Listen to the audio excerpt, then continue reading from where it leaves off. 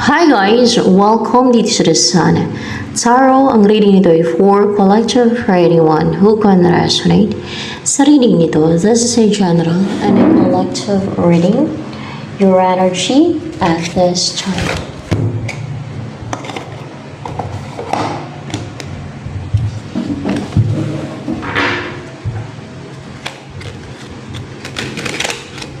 Oh.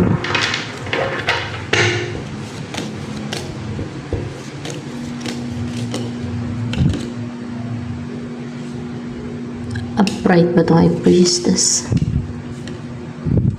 Yeah.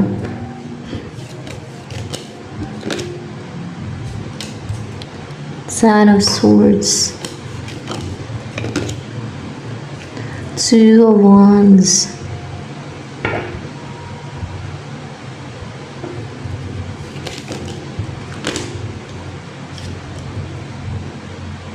Isa lang.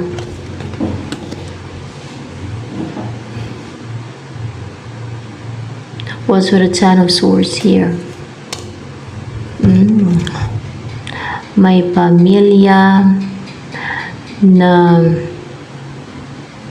pamilya mo. Ano yung rider sa'yo? Pamilya mo? Hindi. Isang pamilya ang rider sa'yo. Pamilya. Hindi.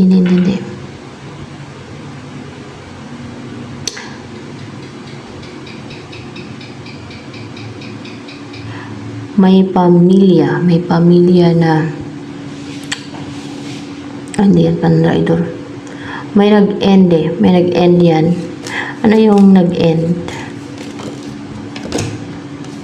Yung negative yung nangyayari sa buhay mo, yung hindi ka inspired, yung hindi positive yung nangyayari sa buhay mo, hindi positive yung isipan mo, hindi ka namumuhay na hindi yung dream mong buhay, yung pinapangarap mong buhay, parang naging hopeless ka. Yan may nag-end, may natapos, and then ito na yung maging buhay mo. Ten of Cups.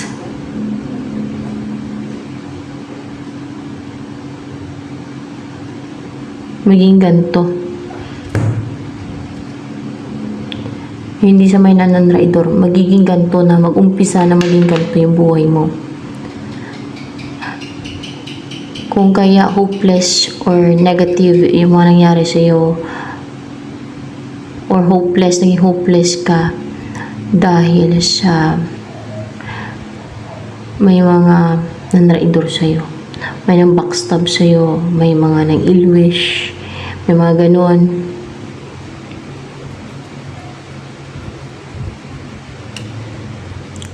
Merong mga nang-atake sa'yo, kaya naging hopeless ka, naging negative.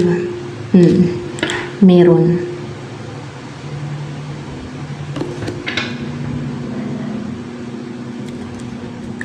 Ayan, sa sign din na may nanraidor din sa'yo, pero natapos na to, nag-end na.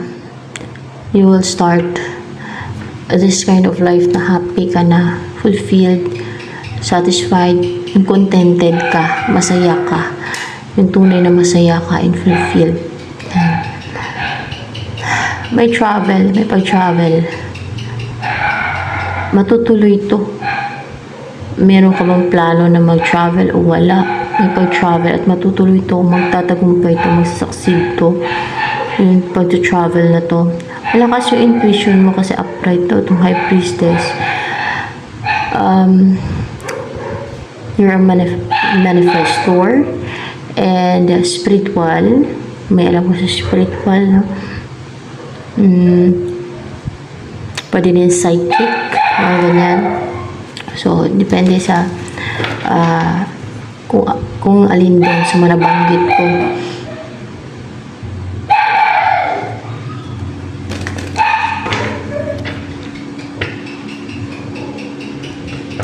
Bakit may na-atake sa'yo? Naiinggit sila.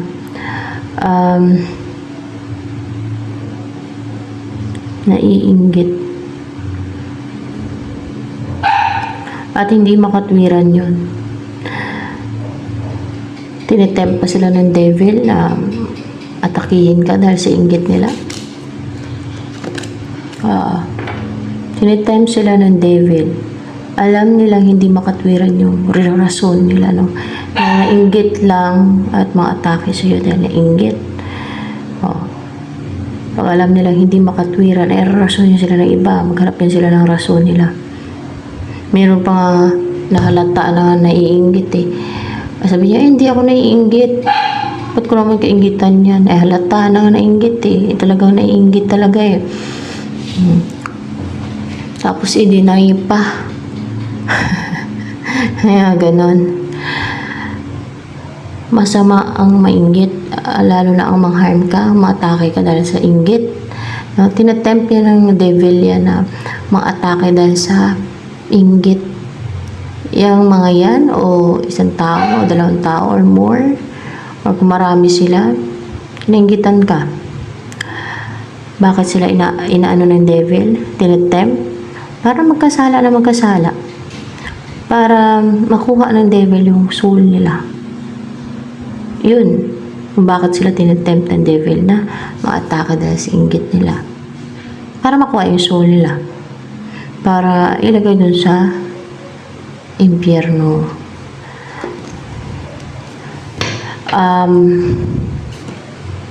Kasi alam na hindi makatwiran, hindi tama. Yun lang ang rason bakit mo atake. Diba?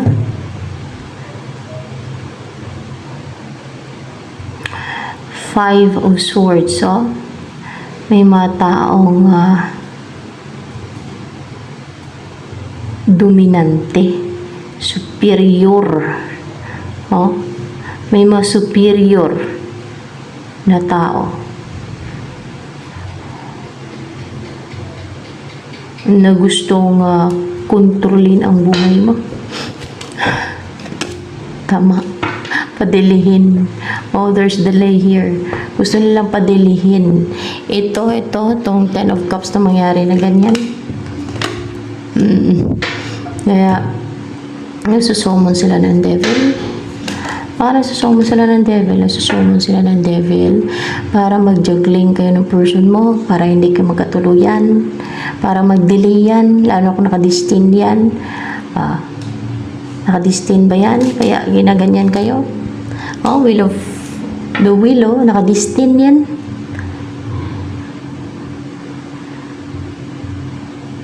Iba ng ilwish lang, pwede gumagawa ng witchcraft ng ilwish. Tinatempt ng devil yan, ilwish kayo kasi nakadestin kayo, no? O kaya ay gawa ng witchcraft. Bakit ginagawa ng devil yon? Para makuha yung kaluluwa nila. Tama ba? Yun bang reason? Para makuha ang kaluluwa nila. Upright ba to? Para makuha ang kaluluwa nila. Ayun, paghirangan nila kayo. Kasi basta nakadestin, hindi nyo pwedeng harangan yan. Kasi magmukha kang kontrabida. Umuupo sa will ng God. So, kung ano yung nakadestin. And, kasi pag nakadestin, lalo na kung dinestin ng God yan, at talagang sa God talaga yung mga nakadestin na yan. God ang nagdestin dyan. Parang sa side ka na ng evil forces pag kinukontra mo yung pag umarang ka sa mga nakadestin na yan. I'm just trying to explain it to you. Kasi kung magpasulsul ka, magpatempt ka sa devil, no? Kasi yung devil magaling yan magsinungaling, magmanipula.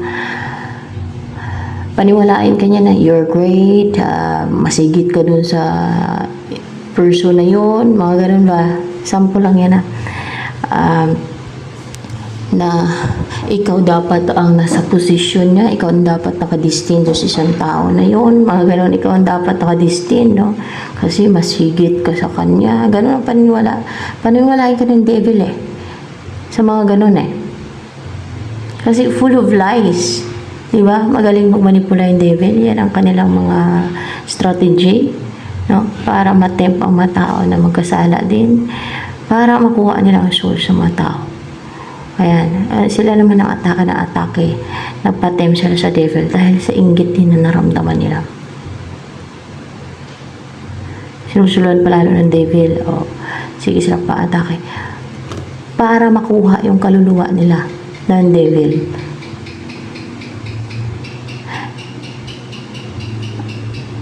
Nag-send pati sila ng devil, demonyo, o mga espiritu man yan pati, para mag-juggling sa person mo, o ikaw, para magkaroon ng delay, no? Dahil inggit nga pinapairal nila, dun pa lang sa rason na yun, hindi na makatwiran. Talagang it's a sign na evil, no? Yun ang masabi ko, evil yun, evil, it's a sign na evil. Para ba naging evil na yung tao na gano'n, evil na siya, no? Dahil lang sa inggit, mga atake siya, gagawa ng mga ganito, gusto mo ng devil, demon, o ano bang espiritu, para napadilihin, at nakadestin pa yan, ha. Gusto na i-oppose, para wag kinakalaban yung God. By the way,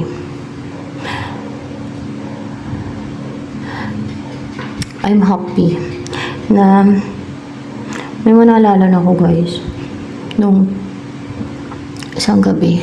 Naalala ko daw yun eh. Hindi lang siya vision, kundi naalala ko daw yun. Nakasama ko si Yahweh, yung God. Tsaka may mga anak kami. Tapos, happy lang ako kaya share ko sa inyo. May manaalala na ako. Kasi, gusto ko din talaga maalala eh. Kahit konti. Yung parang na-flash na ano ba sa memory ko ba? Parang ganun ba? Tapos, yung si Satanas, yun talaga parang villain siya dun sa sa naalala ko. Parang siya yung nagbibigay ng problema. Parang siya yung problema. Parang ganun. Siya yung nagbibigay ng problema. Ganun. Siya yung parang kung sa tao toxic na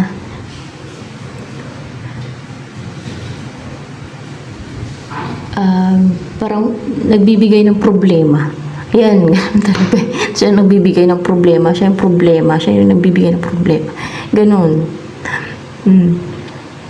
Kaya lang, share ko lang.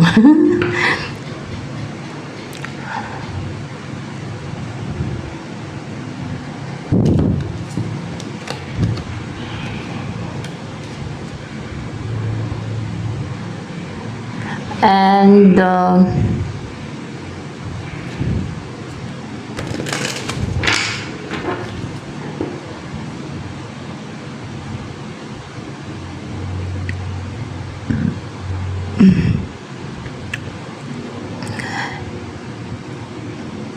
itong mga tao to, sige ka patempt sa devil, atakihin kayo, ni person mo, ikaw, o pati si person mo. Hindi nila alam, trap ng devil yan. Yung inggit nila ang pinapakinggan nila. Nagpapadala sila sa inggit nila, at sa sulsul, at sa temptation ng devil. Hindi nila alam, trap ng devil yan. Para makuha yung kaluluwa, para tapon sila sa impyerno. Bakit itapon sa impyerno? Hindi makatwiran yun. Yung ginagawa nila na yan. At alam nila nakadestin na. Gusto pa nila i-challenge. Gusto pa nila subukan. Tao nga lang. Bakit hindi matanggap na mahirap sa mga ganyan tao? Ay masyadong mapagmataas, o umiral yung pagiging narcissistic, yun ang pinapairal nila. Ganun ba? Ano pa energy mo yun? Describe. Magaling ka magsalita nito. Ayan o. Mag-share ng news, or mga about sa Bible, about spiritual. Kaya kay Enoch, diba, ang tawag sa kanya, scribe siya, no? Scribe. So, gano'n na lang yung scribe. Like Enoch. Yan, yung masample ko. And very clear and sharp. Yung isip, intuition mo, kung ano yung messages from heaven or celestial beings or from God, clear yon na ilabas mo sa bunganga mo. Ganon. Describe. Para mo pwedeng sabihin natin prophet kasi si Enoch ay prophet. Pero magkaiba yan, yung scribe na word sa prophet eh. So, yung alam na nga nila nakadestin, hindi nila matanggap. Umiiral yung pagiging narcissistic. Alam niyo kung ano iniisip naman yan. Mas magaling ako dyan, mas maganda ako dyan. Kaya nga narcissistic, kaya naging narcissistic sila. Yun ang pinapairal nila. O kaya ay, yung, alam niyo masyado sila, tinataas nila yung sarili nila. Or else, umiiral yung pagiging immature nila. Iniinggit talaga. At nagpapas-time sila sa devil. Hindi nila alam, trap ng devil yan para makuha yung kaluluwa nila. Kaya nga, ang tao may choice, no? Tama o mali. Eh sila, pinipili nila mali. Dahil susunod nila yung inggit nila at temptation ng devil sa kanila. Ayan.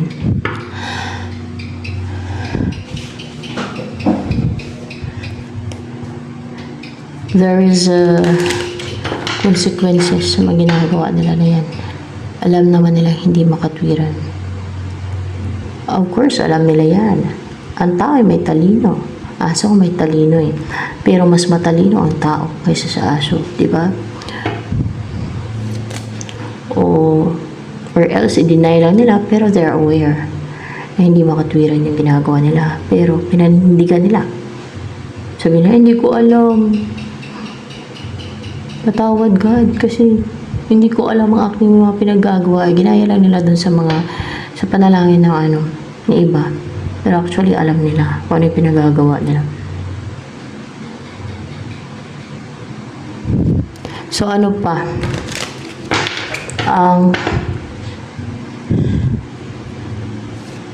About sa'yo.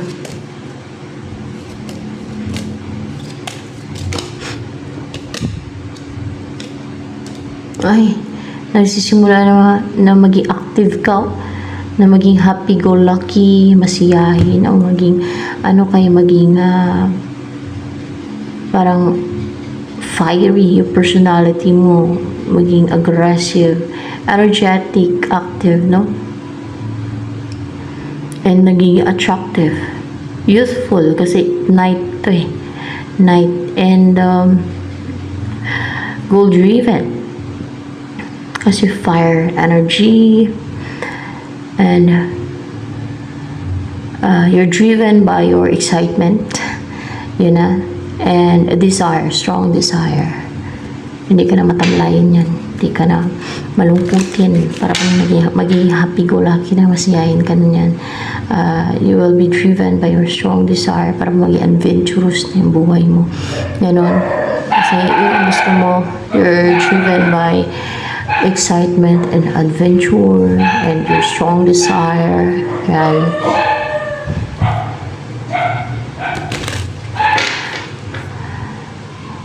Sino itong mapapangasawa mo? Nabubuo kayo ng pamilya. Si Knight of Cups in reverse. Someone wala pa sa mood na kausapin ka, na mag-reach out sa'yo o mag-offer ng cup of love, or hindi pa siya, para hindi niya feel, or hindi siya driven, or hindi siya motivated na hindi siya determined na mag-offer ng cup of love sa'yo ngayon, o kung kanino man sa'yo. Kaya there's waiting, or nag-antay ka pa rin. Yan. Ano pa? Ang tungkol dito kay Knight of Cups in reverse na yan, na mapapangasawa mo. Emperor in reverse. Emperor in reverse, parang powerless siya ngayon. Nadodominate to ng iba, na overpower ng iba, parang nakukontrol. Stable to ngayon, parang namamanipula yung isip nito pag maganto. Kaya ganyan yung energy niya. Knight of Cups in reverse. Ano yung feeling sa'yo ni Knight of Cups in reverse ngayon? The Fool. Pero nagiging ano siya, nagiging fearless. Yan, no? Nagiging fearless siya na mag-take ng risk or yan, mag-take ng risk or mag-take ng action na talagang porsigido siya and driven. And ano pa ang iniisip ngayon ni Knight of Cups in reverse?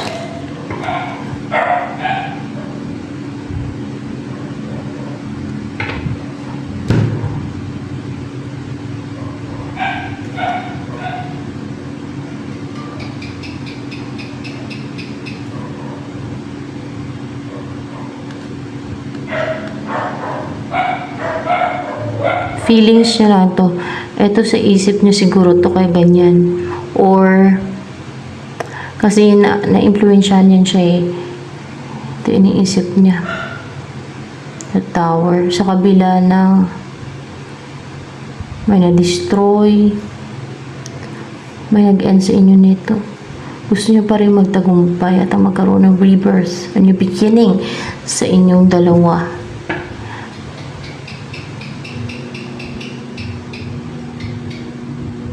Also, the Knight of Cups in reverse here.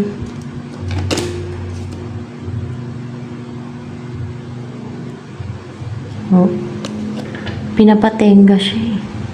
Yun ang dahilan kung bakit hindi siya pinapajuggling yan. Meron juggling. Kung bakit hindi pa siya nakapag-reach out. Kung bakit nag-antay ka pa rin until now.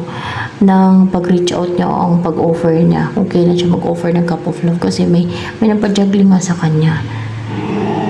See? Anong gusto sabihin sa'yo ni Knight of Cups in reverse na yan?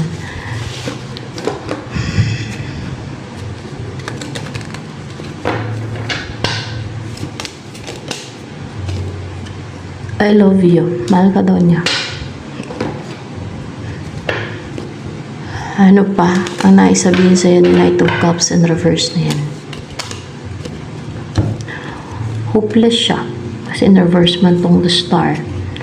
Parang naging full siya ba? Unhopeful or hopeless. Yan, parang nawalan siya ng pag-asa pero talagang fearless siya. Hangad na talagang magtagumpay. Yan, no? Yan ang gusto niya magtagumpay, no? Sa kabila ng mga obstacles, complications, or mga challenges and blocks. Kasi merong mga gumagawa ng scheme and deceit and mga, basta may gumagawa dyan, halata naman dyan. May mga gustong pumigil, humarang, mga ganyan. Pero kawawa ang kanilang kaluluwa ng mga humarang na yan kasi hindi nila alam yung parusa afterlife sa kanila sa mga pinagagawa nila. Para mamangal, foolish. Yan. Akala nila ay nai-enjoy nila, no? O parang tuwang-tuwa sila or kung hindi man, o driven talaga sila kasi sinusulsulan pa yan sila ng devil eh. Para makuha yung kanilang kaluluwa. Bakit sinusulsulan ng devil? Pag mga ganyan kasi nakadestin, once na yan ang mga inaatake, nako guys, delikado ang kaluluwa ng mga atake dyan sa mga nakadestin. Gusto mong marang-harang, ay, kasi as a sign na ino-oppose nila yung will of God, yung tinadhana ng God. Kahit naman sa mga Biblia, di ba? Yung mga kaaway ng God, kalaban ng God, di ba? Ano nangyari? Di ba? Binaglalagay sa impyerno. So, yan. And there are not good people. Kasi kung mabubuting tao yan, hindi yan sila makatake sa inyo ng person mo. Hindi nila pairalin yung inggit. Sundin nila kung ano yung tama. They will respect your destiny, your connection, your relationship, pero hindi sila marunong rumispeto sa kung ano yung dinesty ng God para sa'yo. Para sa kanila, you don't deserve it. Kahit na God na mismo na destin yan sa'yo. Ganon sila eh. Umira yung pag narcissistic, lalo na sinususulan niya sila ng devil. No? Pinapaniwala sa malay, sa manipulation ng devil. Ayan. Parang pinapalaki yung ulo nila. Kaya naging narcissistic lalo. No? Lumalala yung pagiging narcissistic nila. Sakit pa yung word na yan? Paki-comment na lang guys. I'm just revealing the truth here. Pero kung masakit-sakit, I will try to listen. O bawas-bawasan ba? No, yung kung masakit pa. Sanay kasi ako yung direct na magsalita. Ganun. Direkta. Wala lang bawas-bawas. So kung ano yung message dyan. Yan. Kung ano yung dapat ko explain dyan. Yan. Then, mali naman talaga yan sila. Ayan. Ano ba nagustuhan? Ano ba minahal sa'yo ng person mo? Ito. Kasi, kind-hearted ka. Maawain. Matulungin. Pag mayroong kawawa ay nahabag ka. You offer a helping hand. Parang, you offer, no? Parang, may empathy. May empathy ka talaga. Oh.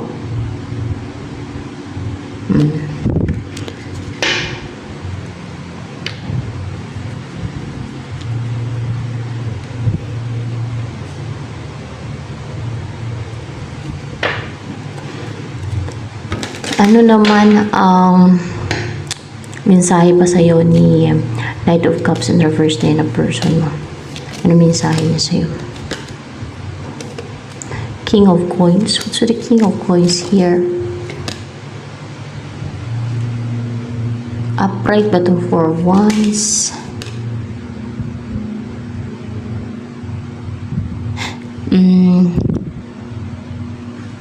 Pwede. 4 Wands. Reverse yan siya. 4 of Wands in reverse.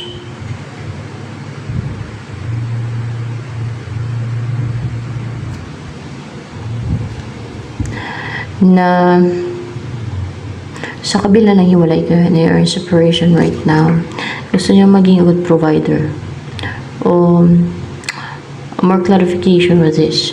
A good provider. Yan ang gusto niya, maging a good provider. Ang mapangasawa ka. Ang mapangasawa ka, yes. Ang mapangasawa ka. Ang mapangasawa, Palace of Wands, Palace of Coins.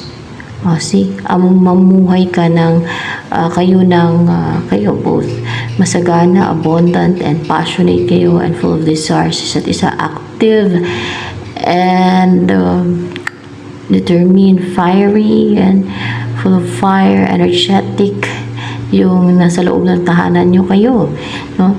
Yan ang gusto niya, ang mapangasawa ka. Yan, madami din kasi meaning yan.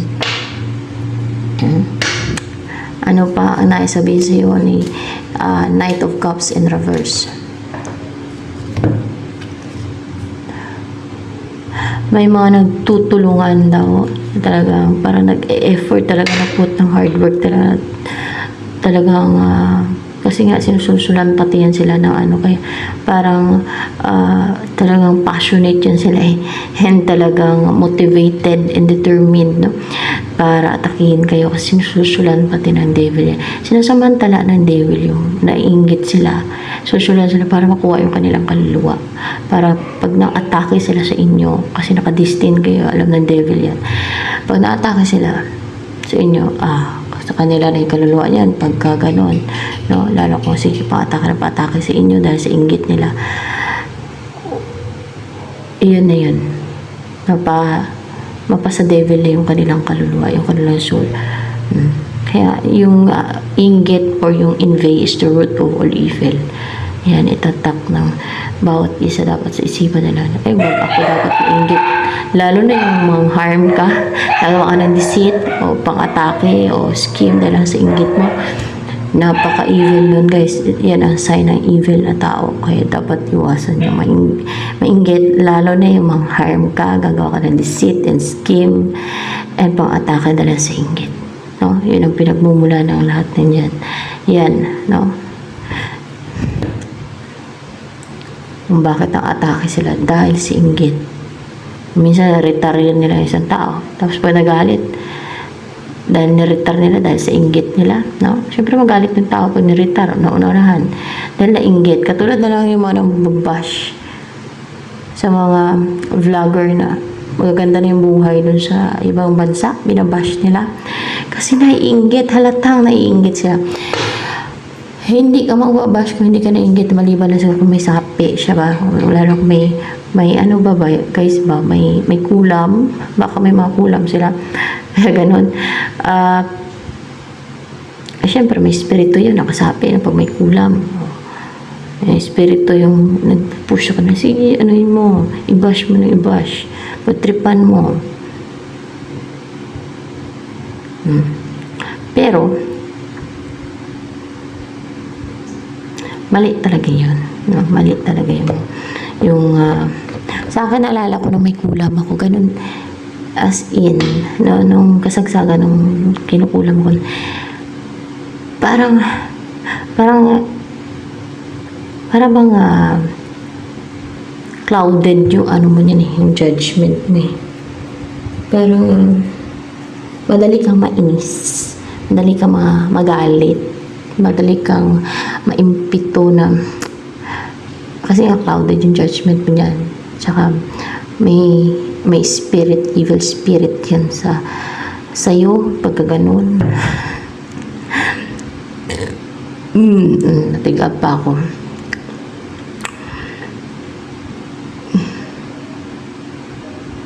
Nabusog ako sa tuyo. Ulam ko tuyo.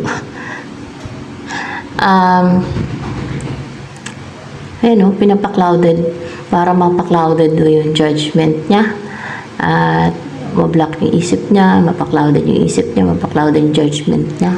Yun ang sinasabi ng person mo. Yan. Kailangan talaga ay matibay ka, strong, mentally, emotionally.